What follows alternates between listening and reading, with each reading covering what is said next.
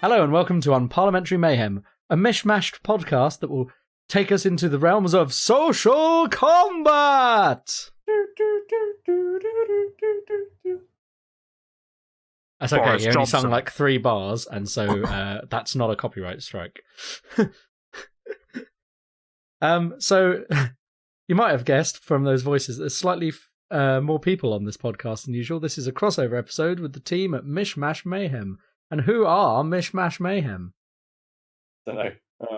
Yeah, I was expecting CK to go first. I didn't know if he was going to... Oh, sorry. It's me, Chris. Yo, and I'm Wade. You may have remembered Wade from such episodes as us talking about the Nintendo Switch. And I think this might be the first time CK has joined... I realise that's for Hat of Many Things that Wade joined us to talk about the Switch. But my point is, Wade has been on the Hat of Many Things sometimes, and CK is the person who edits and runs Mish Mash Mayhem, which is about 2 fictional characters fighting in a potentially dangerous place or occasionally on a Southwest train. Yes, that was my favourite arena so far. That is my favourite arena. I love that. It was hilarious. I mean, Southwest trains can be dangerous too. We know someone who's a British Transport police officer, and yeah, if you get in front of a train, they can be pretty bad for you. The statement of the century. That's how I like it, Rob. Ultimately, it depends how fast the train is moving. I mean, yeah, standing in front of a non-moving train is entirely safe, I would like to think. Unless it gets reared by another train. Trainception. We're getting into trainception now. Yeah. So, in an attempt to herd cats, there's a lot of us here on this episode, and we're all used to hosting, which is why it's going to be a bit interesting. So, what is this episode? What are we doing? We're doing a mashed up episode with the people at Mish Mash Mayhem. Kind of, I think the basic idea, I'll summarise the basic idea, and then CK and Wade are going to introduce us to the rules and how this works, because they do this much more often. The basic idea is we're going to have 2 competitors who are fictional characters, and then they're going to take a political stance, and Rob and I are going to have them argue it out with probably random questions from the other hosts. Does that sound about right to everyone? Yeah. Yes. Cool. So, CK and Wade, would you like to explain how Mish Mash Mayhem works and how we've modified it for this show? Okay, so usually we would bring in 2 fictional characters, and we would get them to fight to the death, or at least to the point there was a clear winner. I think that's only happened once, where it's not been to the death. And then that person would then, lord it up and continue to our next episode. As far as I'm aware, this is going to be a one-off, so the winner will not stay on. But who knows? I believe the winner's going to stay on until there's a vote from the Parliament by the Fixed Term Parliament Act, until we have another one. So are you saying we're having an Unparliamentary Mayhem every 5 years unless there's another general election? Exactly, yeah. I love it. I think that's perfectly reasonable. Yeah, so that's kind of how our usual Mish Mash Mayhem would normally work. But I'm sure you all know that because you listen to it all the time. I do. I listen to every episode. Your biggest fan. Thank you. Yay! I think you might be. But what we're going to do here is we're going to provide them with fictional characters to do a political debate. What debate did you decide on? Are you doing Trump and Merkel?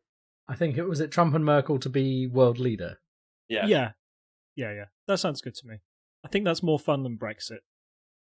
Yes. I think the aforementioned standing in front of a train is more fun than Brexit. Bollocks! Sorry, that was my bollocks to Brexit. We've got some Lib Dems in the audience. No, it's fine. Okay. So yeah, so we'll introduce the fictional characters we've decided, and then we'll give you a bit of information about them that might help you guys determine what their political stance may be. And then you guys can pick what side of the debate they would be on, hopefully opposing sides, otherwise this would be really awkward. Yep. Yes, and one of them will debate towards Trump being the new world leader, and the other will debate towards Merkel being the new world leader. I don't know if at some point in that you also want to do a quick rundown of what each Trump and Merkel stand for as a rough idea. Probably a good idea. Yeah. Yeah, it's good. So yeah, I mean that's basically what we're going to do today. I don't know which you'd rather do first, the fictional characters or the real characters. We need to know that characters are, so then we can describe Merkel and Trump and see how they line up, because we at the moment have no idea. That gives us more time to think, basically. All right, that's fine. Love it. Who's going to have who? I think I'm going to be less good at playing devil's advocate than Rob. So I think Rob should be petitioning for Trump, even if he might slightly hate himself for doing it. I think he'll be better at it. I'm fine with that. Let's do that. Oh, okay, so you're going to decide which character you have based on which one you think would go for that. I mean, Yeah. I'm pretty sure... Actually, I don't know which way around. I know bugger all about politics. No, I mean, I think that's easiest for us, because I think, like, trying to argue for Merkel is a thing I'll be slightly better at doing than the other way around. That'll be more interesting. And so if I take that, and then whichever character I get that character. That's absolutely fine. Cool. Well, so if we describe the characters to you, then you can pick which one you feel fits your agenda more. Is that the way you want to do it? Yeah, That sounds good. Yeah, that's probably the best way. Cool. I've just done a lot of Chan, so Wade, do you want to do your character first? All right. Okay, right. So I'm not going to lie. I tried to GIF them. I tried to type in their name, and this is the first GIF that comes up. It doesn't explain anything at all, and it's in Russian. Okay, great. The person is not Russian. This gift will be going in the show notes. So, how many of you like Disney films? I do. I've seen a few, yes. You've seen a few. Excellent. Which one would you say is like one of the better Disney films that you would rewatch now and think, man, I still enjoy that film? I suppose the one I'm most likely to rewatch is probably Lion King, the animated one, not the one that's currently in the cinema. I mean, it doesn't have a good villain song. I won't watch the new one again. I'm Sorry, a big Rob. Emperor's New Groove fan. Ooh. And Kronk. Kronk is pretty good. Kronk is genuinely one of the best characters ever invented. Yeah. I think. And that comes from somebody who's got a writing degree, so... All right, fair enough. Well, unfortunately, this person is from neither of those two films. I was going for a nice historical Mulan. Ooh, I do like Mulan. My character is not Mulan. It is indeed the leader of the Huns, Shan Yu. Shan Yu, dig it? Yes, we can. So are you saying that now all of China knows we're here? Yes. All of China knows we're here because the Huns are invading China, led by Shan Yu. So a little bit of background about Shan Yu. I mean, to be fair, there isn't much background on Shan Yu other than he's like, what are they called? Like Hun mercenary, I guess. He's not even a mercenary. He's just the leader. General of the Warlord? army. Yeah, general, lord. I don't know. It doesn't tell me. It doesn't have his Him and rank. his Huns. Yeah, him and his Huns. But yeah, Shan Yu is the leader of the Han army that is invading China in the film Mulan, thwarted in a historically 100% accurate and recreated battle. Hashtag not at all accurate or historically recreated. His entire army, pretty much, apart from only a couple of people, is bested by an avalanche. I mean, it happens to a lot of people. That avalanche was, of course, created by Mulan with her little fiery rocket cannon. And he's pretty pissed off about it. And indeed, he's so pissed off about it that when he's got an opportunity to kill, I can't remember who's the main dude, the main happy dude? Mushu. No, not the dragon, the love interest. Oh, the like general. Yeah, the general. Oh, it's Li Shang. Li Shang, yes. Right. Singing voice provided by Donny Osmond, just so you know. Donny Osmond, Yes. the least Chinese man. Like, just the least Chinese man. Doesn't need any qualification. No, I still think like the worst thing for like that of casting ever is in Highlander when they've got Sean Connery playing a guy who's Spanish who spent his entire life living in Egypt. That's the worst casting I've ever seen. Oh dear. But anyway, he has an opportunity to kill Li Shang in the palace in some kind of celebrations at the defeat of old Shan Yu. But when Mulan reveals to him that it was actually her who just ruined him, he's like, "You stole my defeat," and goes chasing her instead, which ultimately leads to his incredibly excellent demise. I mean, if you're going to go, you want to go. By the way, spoilers for a 1998 Disney film. If you're gonna go, you want to go up in fireworks, really, don't you? I mean, that's quite a cool way to go. I mean, it'll be memorable. Yeah, exactly. Quite hurt. Beautiful. Yeah. The thing is, like, someone could record that. Like, because people record people dying all the time, right? And it could be put on YouTube and it wouldn't get taken down because it wouldn't be horribly graphic. It would just be really cool. That's what I think about that. Anyway, Shan Yu, he's well known for having a is it a pet? Is it? I don't know. He's got a pet falcon. Or is it a hawk? It's a bird. Can he see through the eyes of the bird? When I was watching Mulan, I was always like, is he like a warg or something? Is it suggested that he's a warg, or does he just have a really close bond with that bird? They just have a really good Okay. bond with his bird. Is that it? Yeah. It's a falcon. There we go, and it's called Hayabusa. I probably butchered that. Hayabusa, that well-known ninja name. Yeah. So he's got a falcon. So Shan Yu, we're going to go back a bit. Who do you think Shan Yu was based on? I bet you can't guess. Or, who was he inspired by? This might help you out with your debate soon. Is it Andrea Leadsom? Who, sorry? Sorry. Ignore me. Who did you say? Rob said Andrea Leadsom. I don't know who that is. Not current Speaker of the House. Was Speaker of the House before Jacob Rees-Mogg came in. What, Jacob Rees-Mogg is now Speaker of the House? Yep. Yeah. Don't you listen to our podcast? Oh, just... Never mind. I have listened to your podcast. It's basically all I know of politics. Thank you. I'm sorry that's all you know of politics. Yeah, I might recommend you also look to other sources. Anyway, yes, you're going to have an educated guess as to who his inspiration might be. Attila the Hun or Genghis Khan. Boom! One of those. Right, there are the two inspirations for Shan Yu. Genghis Khan and Attila the Hun. Both completely different people, but, similar in style. Genghis Khan was the leader of the Mongols, the Mongol hordes, and Attila the Hun was a Hun who possibly killed his brother, Bleda, but we don't really know. It's unsure whether he killed his brother or he let his brother die on a hunting trip for a boar, or whether he just died on the hunting trip. But either way, after Bleda died, Attila the Hun got the old throne. Attila the Hun, bless him, he died choking on his own blood the night before he was due to marry his wife. And Genghis Khan, I don't know how he died. Let's find out. He probably got murdered or something. Again, it's unknown, but they suggest he might have died after falling off his horse, which is probably incredibly embarrassing. I love I've been posting a few things. I don't know, the Disney wiki, the fandom wiki, is amazing. I love that it has under likes violence, striking fear, power, and his falcon. Yes. He also dislikes the emperor and failure. Yeah, see, I must be on a slightly different one because it's got dislikes the emperor, challenges, failure, and anything good. Just anything good.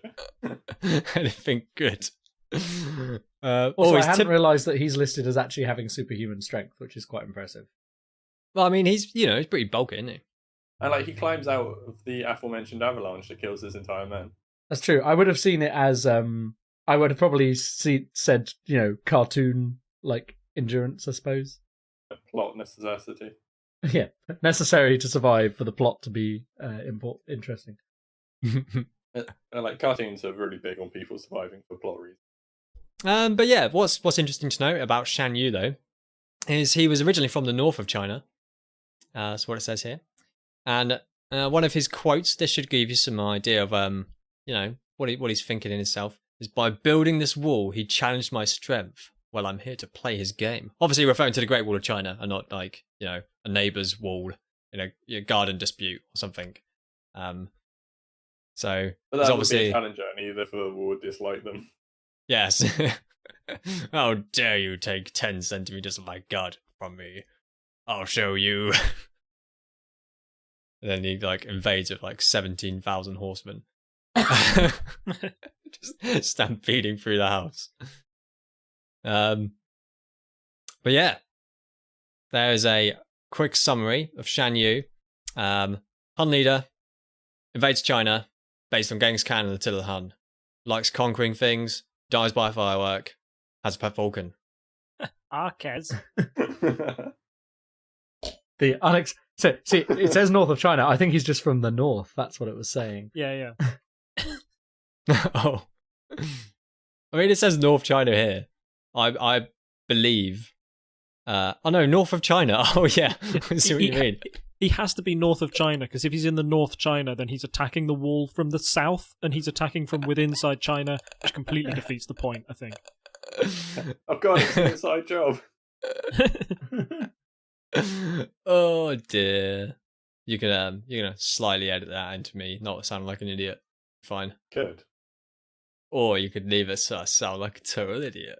Fun fact: Shan Yu is the equivalent of being called Khan in a certain Han tribe. So that's probably where they got his name. That is cool. Can we do a Shatner style Khan as well? Khan! Khan! Khan! You have to do the echo. The thing about that clip that everyone forgets, I think, is that it just echoes for like a minute. Like it's just him saying Khan over and over again as an echo. It's hilarious. So that's one of our fictional characters. Do we want to describe the next one first and then talk about how they tie into people? I think that probably makes sense. I agree. Because you could find someone more evil. Yes. I assure you that if the next character is more evil, something has gone pretty horribly wrong. Because basically, I came up to Wade and I was like, hey, so I've got this idea to incorporate this character. I think it would be fun. And Shan Yu was very much his response to that. So the character I am bringing for you guys, kind of sticking with the whole family wholesome Disney vibe, is Mickey Mouse. Oh boy! That was too good. I was disturbed by that. So Mickey Mouse is the face of the Disney Corporation, and therefore is supposed to represent everything that Disney stands for, which officially is fun, dreams, and the ability to bring families together. Is it also only ever killing bad guys through falls, apart from very rare occasions where they don't die by falls? It's really convenient if people die from falls because they can land off screen. And then firstly, they don't have to depict a death to children. And secondly, they can come back for a sequel. Because everybody knows if they don't die on screen, they're not dead. That's true. in fact. That's very true. But yeah. So the first thing I did for this is I Googled political interpretations of Mickey Mouse. And it might surprise you to know that does not yield much. I mean, that sounds like what... I mean, it really does sound like that would be an absolutely amazing dissertation to submit at uni. So I'm surprised someone hasn't done it. Well, I'll get on to what I did find that was quite useful. But what that initially gave me was the only story I could find was from an Irish newspaper that in 1989, the Lord Mayor of Dublin, Shan Yu, I want to say, did a photo with Mickey Mouse and weirdly Dopey from the Seven Dwarfs to publicise Walt Disney's World on Ice. And the photo was designed so that Shan Yu was leaning to the left and therefore subconsciously reinforcing his left-wing political ideas in people's minds. Which, yeah. So there you go. So that suggests that there is, at least in Ireland, left-wing politics supports Disney and therefore Mickey Mouse. I mean, it's a bit of a stretch, but I mean, I definitely think Mickey Mouse, based on the documentary video games, the Kingdom Hearts series, is one of the good guys. Documentary series. Sorry, Wilker, can you just briefly summarise the plot of the Kingdom Hearts games, please, in 2 to 3 sentences? No. The answer is okay, no. Cool. Fair enough. But what I can do is present you with this amazing video that will be in the show notes. Give me a second. I mean, I could give you a description of Kingdom Hearts in 2 to 3 sentences. It's Sora loses his friends, then he tries to find them. I mean, that okay. I suppose that's very. Goofy is there also. Yeah. Donald and Goofy lose the king and are trying to find him. It's a lot of people getting lost and people trying to find them. And also a lot of people being like, hey, you person with obviously anime evil hair, you must be a good guy and I'll believe you right now. Oh no! How the turns table! Every other scene. How the turns table. But yes, in the show notes, there's a link. I mean, yeah, I was even going to bring the Kingdom Hearts version of Mickey into this. I was going to do it at the end, but as we've mentioned it, I feel he's very much got the ideologies. If you kind of want to look at a slightly sinister turn of it, where he's very much like, everybody do your job and things will work out, kind of like a socialist communist sort of ideology. But very much, your job is what I tell you to be. So he's kind of like the person on top that you have to have in communism. Right, okay. I mean, that's a slightly cynical way of viewing his character in Kingdom Hearts, certainly in Kingdom Hearts 2. Are you telling me that he is the equivalent of me in the Wyvern communist dictatorship? Yes. Excellent. That's a reference to a political party we formed back at Wyvern for some mock elections. I see. That's a deep cut for people who know you in real life. Yes. Yeah, I was going to say, even people who know you in real life, very few of them get that reference. Barely any will. Anyway, so Mickey is supposed to stand against evil and focus on the good of the people over the good of the individual. That is something that he is designed to represent. And Mickey has become a face of globalization, which, due to his worldwide fame, and is therefore come to represent the idea of bringing the whole world together into one community. This is why at every Disney theme park around the world, they have the same images of Mickey Mouse, so he's familiar and instantly recognizable to everyone. And then the idea of globalization has been linked to the philosophy of Marshall McLuhan, who is a Canadian philosopher, who put forward the idea of the global village, which is a society linked by the uprising of social and electronical media, where that replaces oral and visual culture. So it basically suggests that the world can be united as one culture when we connect through technology rather than our own individual cultures. Which, yeah, this is an idea that sort of Disney are kind of behind. Not necessarily the technological advances of it, but the whole idea of the world uniting together. The Disney Corporation has even said that they're trying to make Mickey a global symbol, which they can use to create a global community based on happiness, which is a really cool idea. Mickey is also used to promote interpersonal intelligence, which is to say the intelligence based on other people, as he promotes a sense of engagement with others and different cultures and backgrounds. But despite this, their idea was that he's not going to take away the importance of interpersonal intelligence, which is the intelligence based on viewing oneself, as he demonstrates the ability to trust in his own abilities and walk towards his individual goals. There you go, that's my bit of sounding intelligent. So yeah, although I don't know, they've not necessarily tried to use Mickey himself. Like, they've tried to make him a global symbol to this point more than the character, because there aren't really very many Mickey Mouse cartoons anymore. He's just kind of now become an icon. Yeah, I mean, like we were saying about Kingdom Hearts, probably the biggest thing he's been in recently has been in Kingdom Hearts 3 as like a major character who gets screen time. Whereas he used to have all the shorts and everything, and now He still wears shorts. Hey. had a cool biker jacket in Kingdom Hearts 3. Yeah. He got the memo about wearing red and black leather. That was because they tried to change his costume in each Kingdom Hearts to look more like Sora. That is a choice. It very much is a choice. I could spend all this podcast talking about Kingdom Hearts, crazy thing it does, but I shan't. I won't go down that.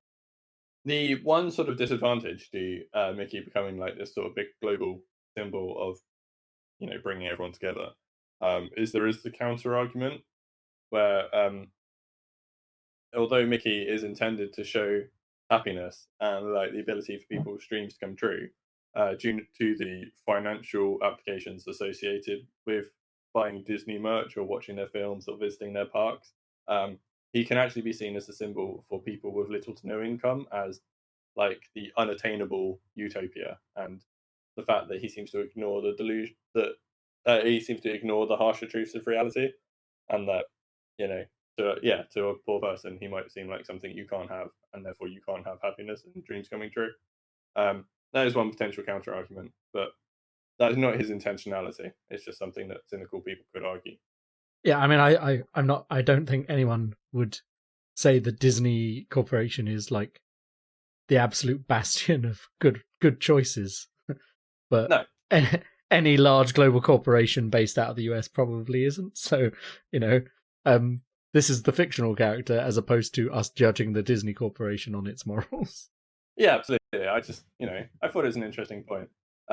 And the fact that it can show maybe his delusional, like he definitely wants good things, but can ignore potentially, I don't know, like the worst aspects of life is maybe potentially a interesting spin you could.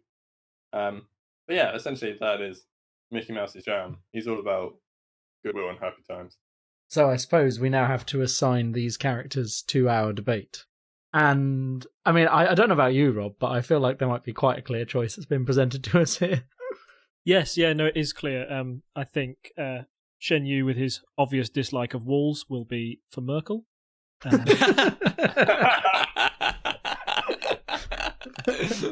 Oh, were you thinking? Okay, yeah, no, okay, yeah. I think we can flip it. Yeah, okay. So Shan Yu for Trump, Mickey Mouse for Merkel. Yeah, yeah. I mean, I think possibly the only thing Shan Yu might struggle with is, as you say, the wall aspect. But I think the other stuff they might be firmly aligned.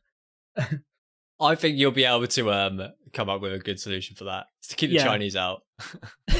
Well, I think after his experience with the battle at the wall, he knows that walls work. Oh, that's true. Yeah, yeah, he's got it in his head. So yeah, I feel that he's now pro wall. My battle experience, this is my Shan Yu voice, has taught me that big walls are big benefits. Yeah. You can use that one later. Slogan. Big walls, big benefits. I've realised, having looked, Shan Yu doesn't do much talking, which is fine. Trump is a man of few words. I wanted an example for like trying to do a voice, and there isn't much. How often did Shan Yu tweet? Did he tweet lots? I mean, he had a falcon. He had a bird. He had a bird. That's brilliant. He had a bird. He literally has a bird. He was the original tweeter. He was sending his hawk up in the air to do his bidding before he did his action. Yeah, okay, Shan Yu, definitely Trump. Yeah, and the rest of his army were like, oh, that fucking bird, he's speaking nonsense again. Exactly. So, yeah, do we want to have a structure to this debate, or are we just going to have at it, Rob? I think the normal structure to a debate is a sort of an opening sentence, just us affirming why we think our character supports that worldview. And then we can have a bit of a back and forth, and then maybe a closing statement. And then maybe at the end, CK and Wade can decide who is the winner, because we can't judge ourselves. And then, as a popular YouTube series would have us know, who won, you decide. Precisely.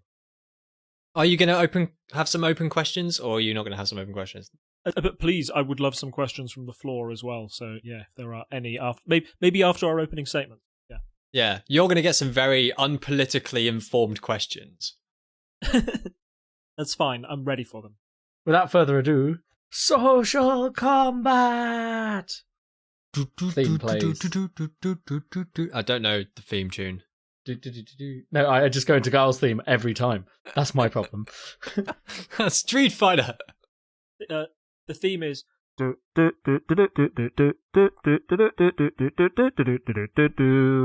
Mortal Kombat!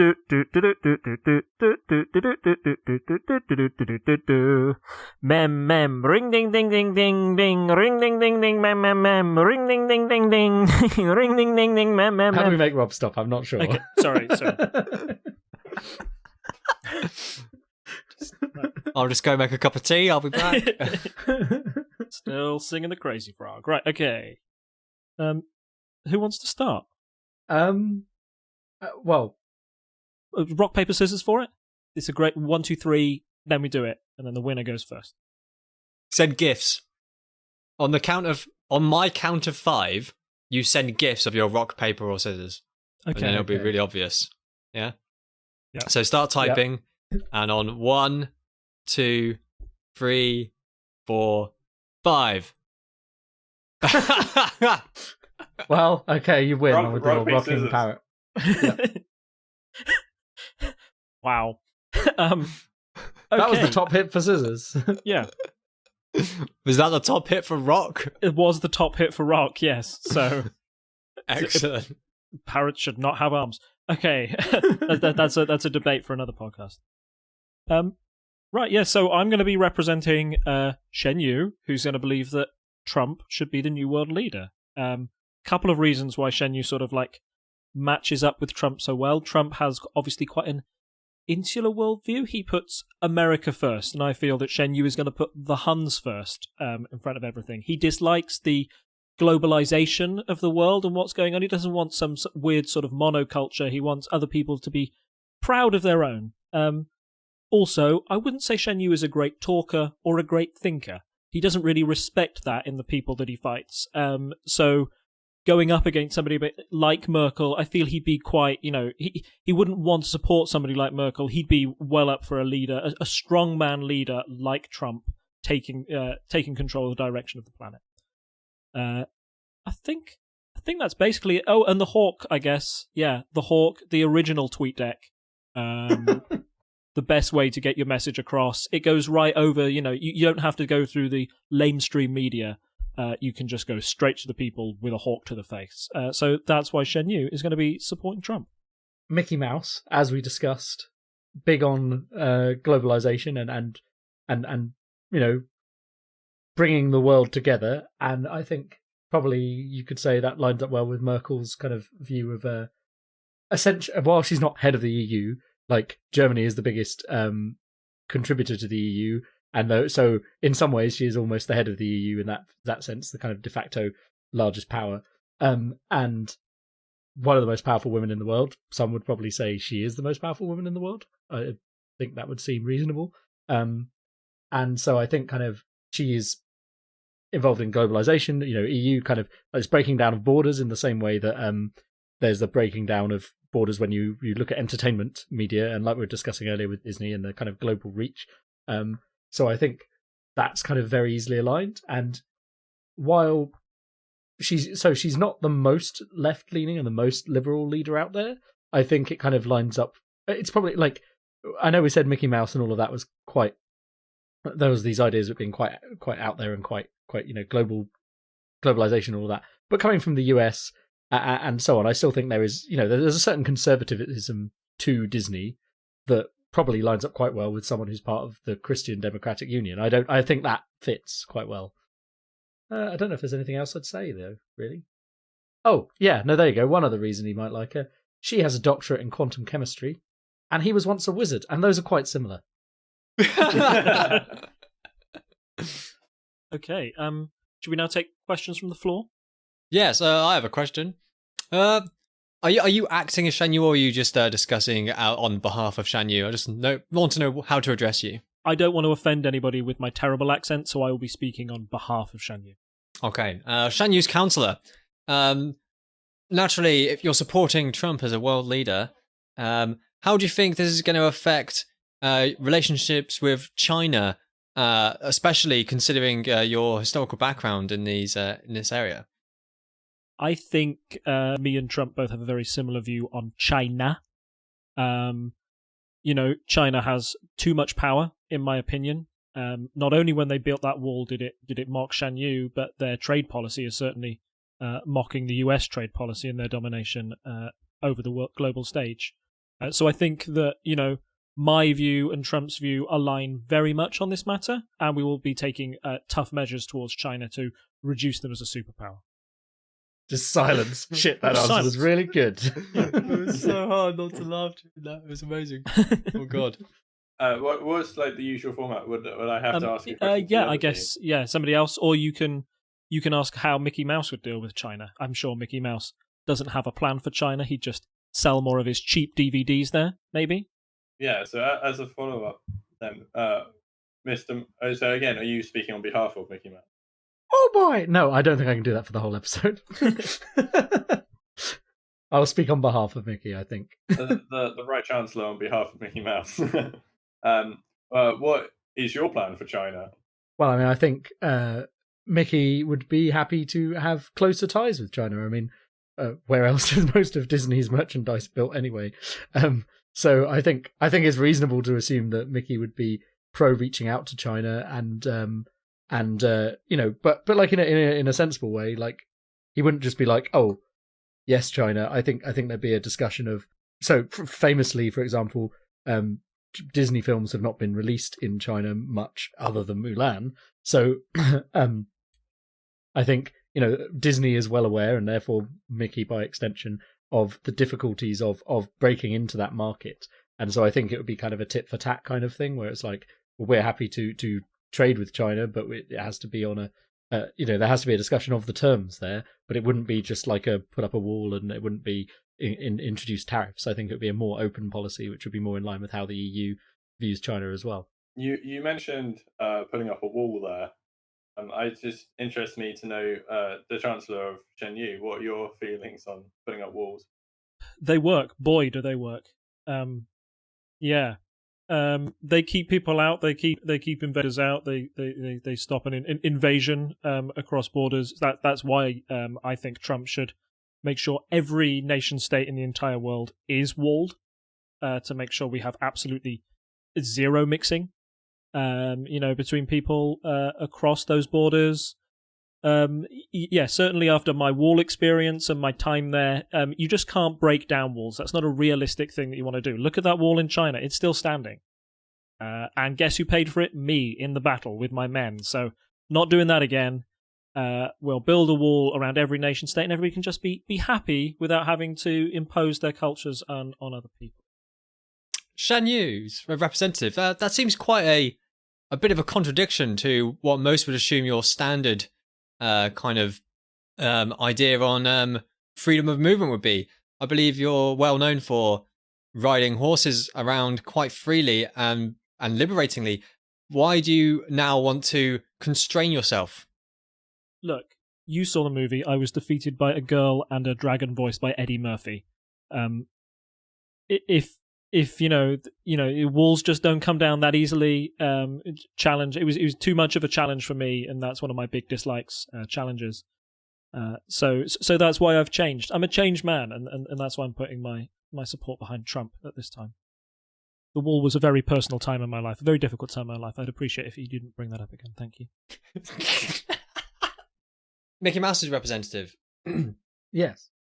Naturally, conflicts and poverty are two big issues with the world, as always. I mean, they might sometimes be masked by other smaller things. But why do you think Merkel will be able to address these in agreement with your kind of ideals? Well, I think we've seen from how Merkel acted in the refugee crisis that happened a few years ago, that she was very welcoming. And while she took some flack at home for that, she was understanding that these people, crossed from war-torn areas and all of that, and so was open to them coming and living and becoming citizens of Germany. And also the EU gives substantial aid to other poorer countries and other poorer states. So I think in general that lines up perfectly with our views of wanting to support people in poverty, and we want people to be able to have access. We want to improve the access to things worldwide, and the Disney company has had a long-standing tradition of philanthropy, which I think lines up with those views. So are you suggesting then that the EU is going to become a big worldwide, the dominating worldwide power and distributor to these needs? Well, I thought the point of this debate was to say who we would want to be world leader out of these two proposed people. So if Merkel was chosen as that leader, I think she would lean heavily on the support network she has within the EU. She already has those links and those countries who are willing to support a lot of what she does. So that would be the perfect opportunity to lean on those resources. I would like to ask the representative of Shan Yu, coming from your background as what do you feel that your opposition here is supporting a woman for world leader? Well, I'm glad, first of all, they're being so open about being a woman, because last time I fought one, they were not. I found out very late on and was, quite shocked. It was maybe a little embarrassing that, for me, with my background and it being whatever age it was back then, that I was defeated by a woman. But I'm very certain that Donald Trump won't be defeated by a woman. He's beaten one before in the past, and I think Donald Trump's views towards women are very well known. So I look forward to... Oh God, I feel like a terrible person saying all of this. This is why I said you'd be better at playing devil's advocate. Suddenly had a crisis of conscience. No, I feel that Donald Trump's record with women shows that he will be able to defeat them using any means necessary. It's awful, but also probably true. Are you suggesting then, Shan Yu's representative, that Shan Yu holds a grudge against women from the past, and that is why he is supporting the probably incredibly misogynist Donald Trump? That may feed into it a bit. Yeah, because, like I said, there's some history there.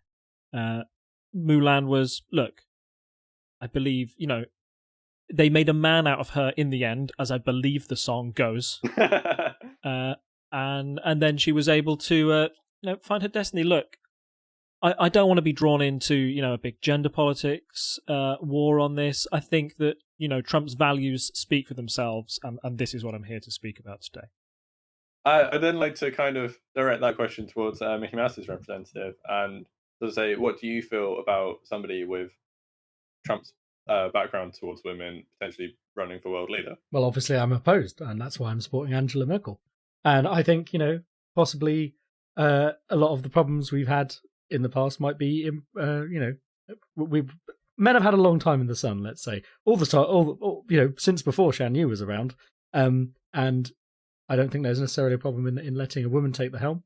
And I think obviously Trump's views do not align with those of me or of most people, I would like to think.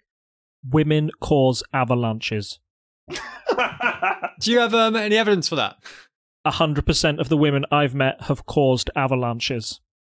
If you put Merkel in charge, more avalanches.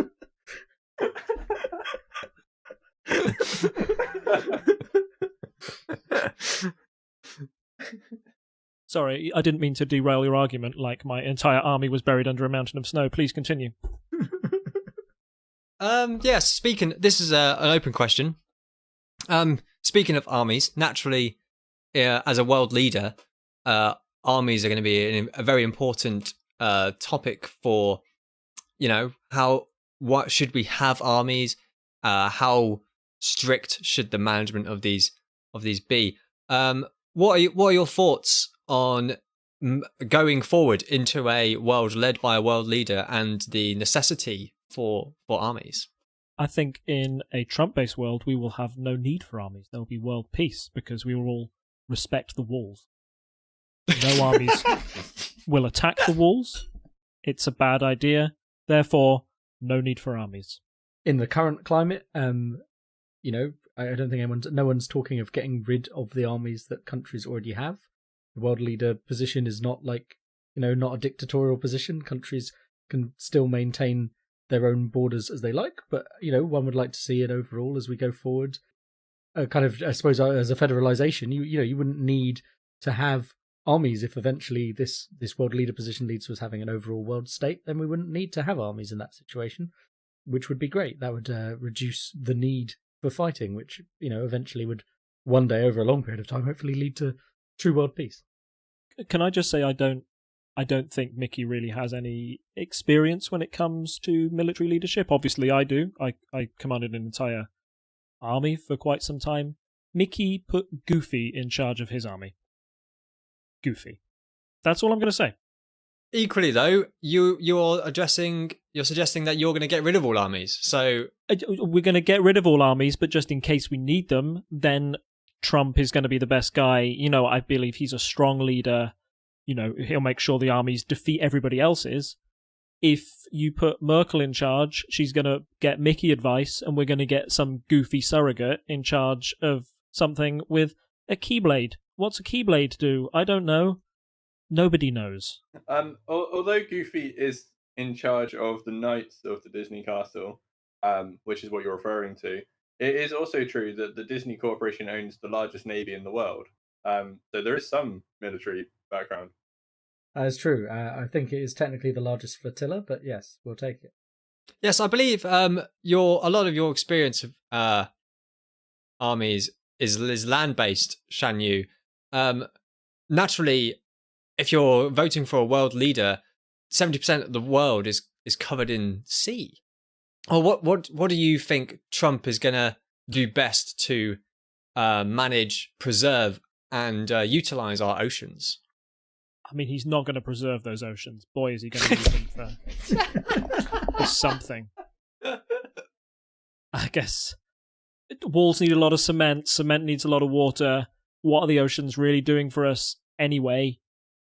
Not that much. So yeah, I'm cool with that. As long as my horses have got grass to feed on, I don't care. So yeah, I trust Trump with the oceans. I'd like to ask an open question. With the stating of a new world leader, how much will individual countries be allowed to respect their own laws and cultures, or will they all be governed by one mandatory sort of system? Well, I think it's as I've said, it's clear from what Merkel's done within working within the EU, which is it is a disparate set of states working together in common purpose, and that's what we'd be doing with Merkel as world leader.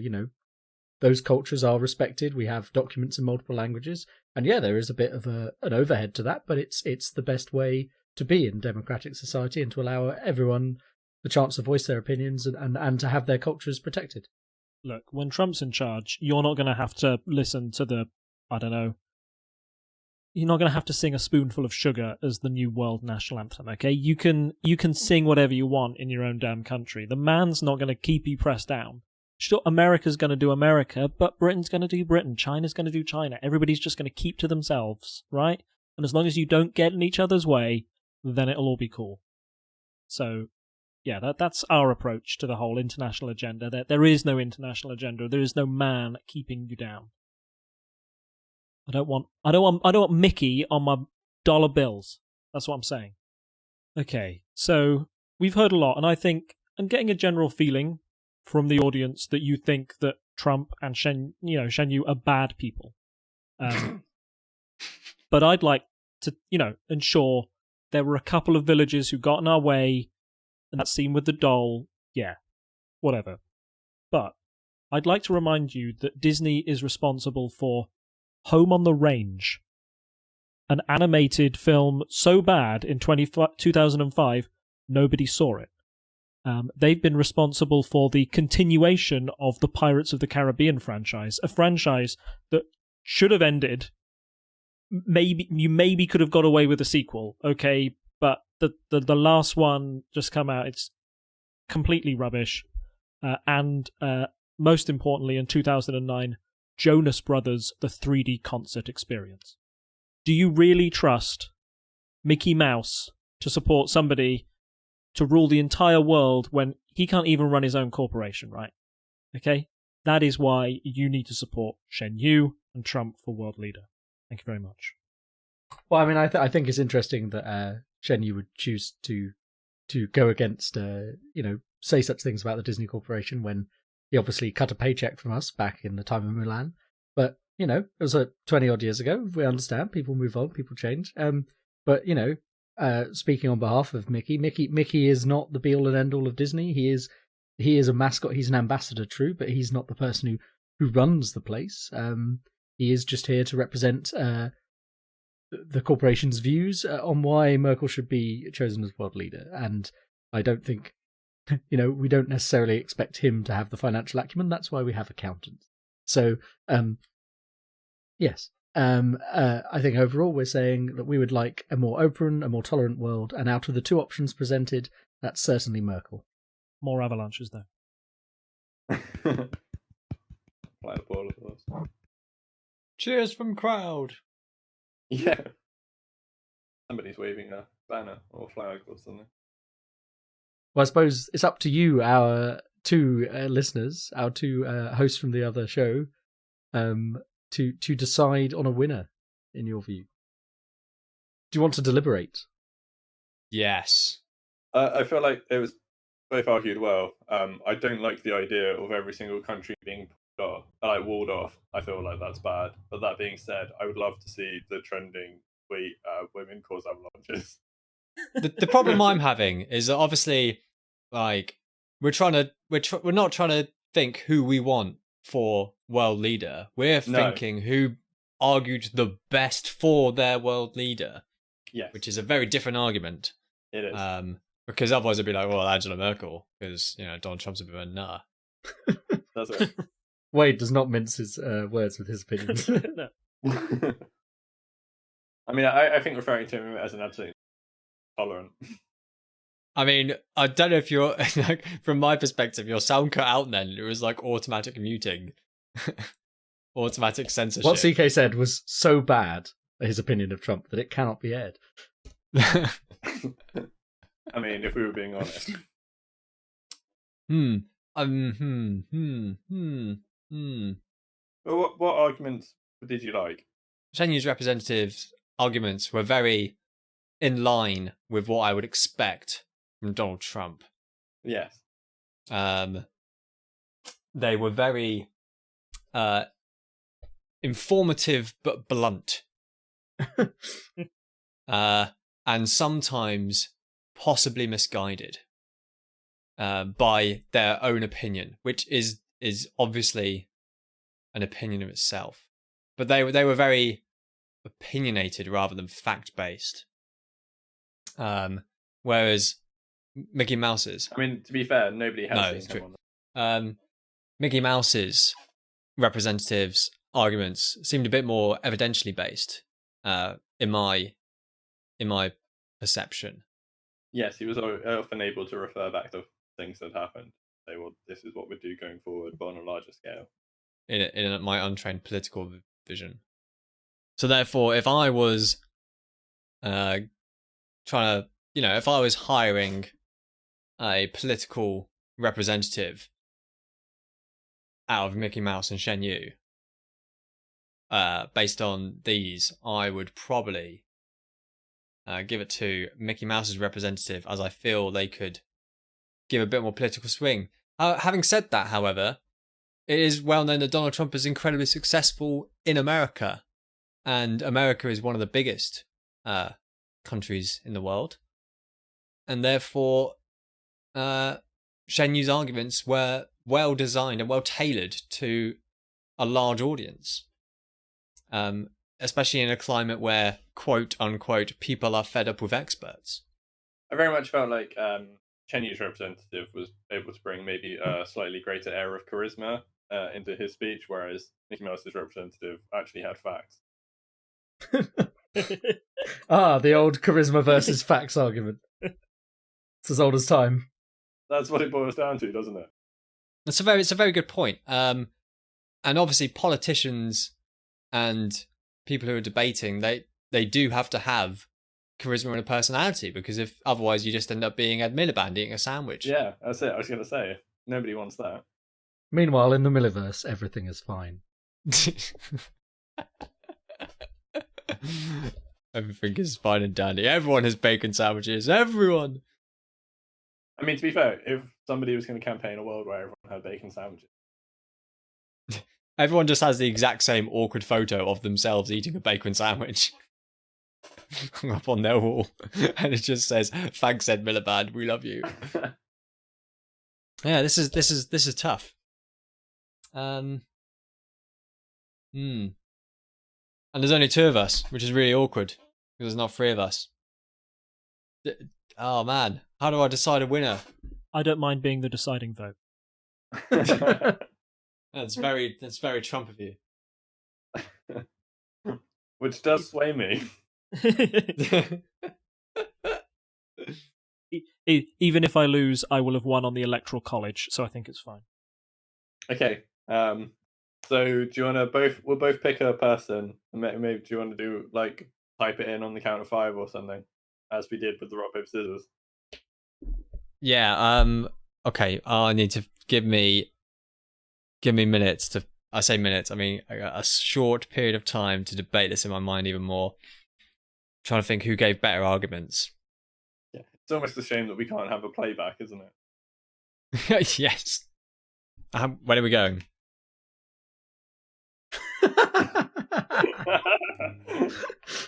For the listeners at home, an avalanche GIF has just been posted by an impatient Rob. 5, 4, 3, 2, 1. Thunderbirds are go. Oh, Yeah, swayed by charisma. that's it. And that's Yes. why you end up with people like Trump. I Oh. know. Yes. Charisma has it. I mean, in fairness, I did expect Rob to win whatever position he was given, because I imagine he's had a bit more experience of this and is also a bit more politically knowledgeable. I feel that your arguments were your responses, Mickey Mouse's representative, were far more thought through and informative.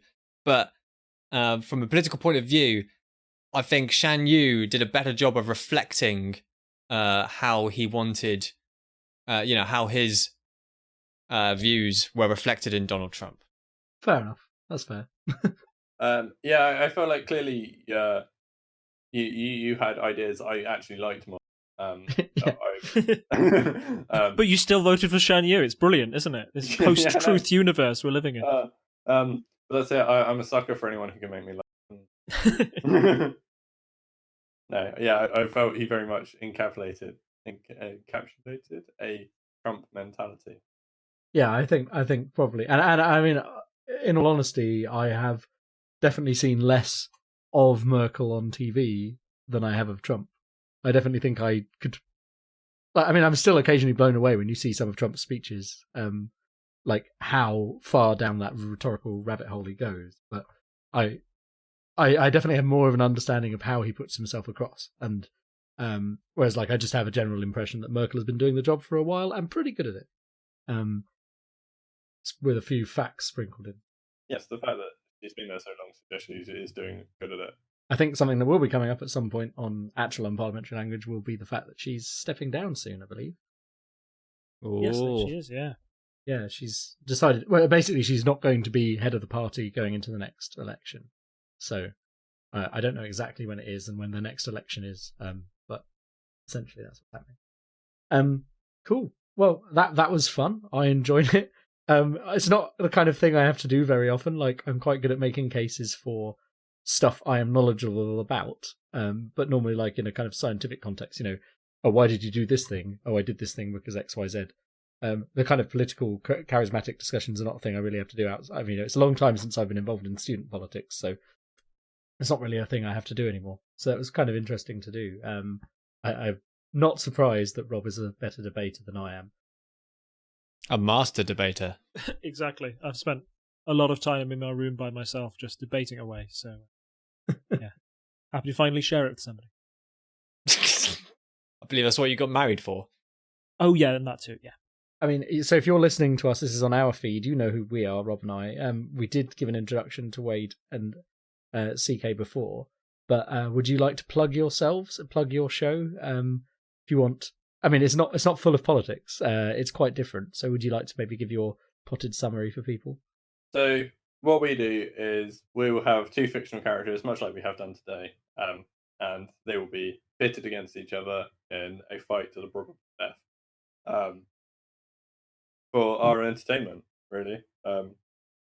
And a lot of these fantasy sort of fight things exist.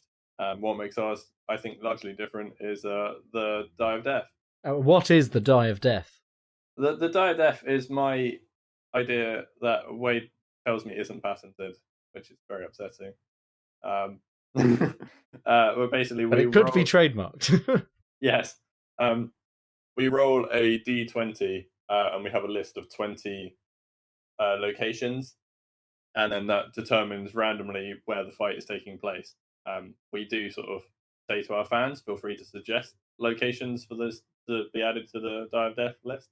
And we also say to them they can suggest fighters to take place in the episodes. So we're very open to contribution from the audience. So if you want to have 2 fictional characters fighting, well, I mean, suggest them away if they've not already been in an episode. Where is your podcast hosted? On TinkTaylorSoldierSponge.com. Funny that. This is right? kind of a crossover episode. Yeah, but if you go to the top of the website, you'll find a podcast drop down and you can find Mish Mash Mayhem there, or it is just TinkerTaylorSoldierSponge.com/mishmash. And I think you have 16 episodes up at the time of recording, which hopefully will also be by the time this goes up. So, but yeah, you'll have a new one out next week, so there'll be 17 maybe by the time you hear this. I mean, I've been enjoying it. I've liked seeing how the show has changed as well. So, you've gone from you've slightly modified how you ran things from the very beginning, and introducing the Die of the Death and more listener suggestions. I think is good. I don't know if any of mine have come up yet. I can't remember. I suggested a few very early on. Yes, actually, I was really annoyed. I realised after we recorded it that I forgot to mention it. But you actually gave us the very first fan submission, and it finally came up in episode 16. Ah, okay. And then I was Ryu Hobu. Oh, sorry. I was thinking about the locations. But yes, I must have suggested that a long time ago. Yes. Oh yeah. No, that was cool to listen to because he is the ultimate ninja. Yeah, and I will ninja. acknowledge you in episode 17. And I've forgotten 16. Fan locations for arenas? No, I don't think any have come up yet. We have a couple on the list. I think it's more, when you have a random chart, because you're picking the characters right from a list, whereas no, they're random as well. We've both got a list of 6, and we do a d6 roll. Okay, it's just slightly more likely with the d6, because if you'd already made a list of 20 and a few people, it's also just random chance. It is. Anyway, yeah. You see, now I am rapidly going to the website to submit my own. If Please do. Submittable there. To submit them, if you go to our Twitter at podcastmmm, would probably be the best place. Or if you can, we've got our email address recently set up, which is podcastmmm@gmail.com. If you send them there, those would be the 2 places best to submit. Will do. They're the 2 places I actually don't. I mean, I definitely think we need to suggest something like the Bundestag or or maybe the the EU Hall of Representatives, whatever that's actually called. I don't know the actual term for it. Okay, I was going to go for the car park of a travel lodge, but okay. Mundane and political places. Yeah. This I feel like the mundane ones are better. Like we mentioned earlier, we had the Southwest train going from Southampton to London Waterloo. That was hilarious. Possibly my favourite episode. At the ice cream factory area of a Pizza Hut. That was clear. But yeah. These are the kind of things we want. Yeah, and we had quite a good one recently where it was in the back of a taxi going down some really long road in Australia. But then we've also had really ridiculous things we had on top of Mount Doom came up. We had actually what was fun recently. We had in the Kanto region Safari Zone from Pokemon. That was good. I liked that as cool. well. That was good. Yeah, with the random safari rangers turning up to stop the fight because you're not allowed to fight. Yeah, so we're open to pretty much anything as a suggestion. It could be something weird and fictional, or something just random and normal. A mix of all is good. Yeah, definitely the contrast. Yeah, I mean, go and listen to Mish Mash Mayhem if you enjoy the kind of silly comedy podcast where people get fictional characters and fight them, kind of in the oeuvre of plumbing the Death Star and stuff like that. If you like those kind of shows, I'm sure you'll like it. I enjoy it. It's a nice break from the kind of more serious stuff I tend to listen to. And I think we're going to do a reciprocal episode at some point in the nearish future on your feed as well. So that will be, I suppose, making you have 2 political figures fight would be the only solution. I believe that the is Die the of idea. Death may make that interesting. Yes. Yeah, so that, who knows? So yes, this has been Unparliamentary Mayhem, a mix-up between Mish Mash Mayhem and Unparliamentary Language. You can find us in all the usual places that I normally run off. So you can find us at /r/unparliamentary on Reddit. You can find us as Unparliamentary Language on Facebook. You can find us at Unparl Podcast on Twitter and Instagram. And obviously you can find us at parliamentary.observer, where you can go and comment on our episodes. And and just find us out and about there and let us know what your opinions are. I hope you liked this idea of a crossover show. It's a bit different and breaks up kind of between the more serious Brexit episodes we've been doing. See you in a week. After all of that, there's nothing more for me to say than it's goodbye from me. And it's goodbye from him. And it's goodbye from us. From them. Yay. Oh, cool. Yes, yours was better. Well done. Yeah. Bye. Bye. Bye. Bye. Bye. Cut your lates.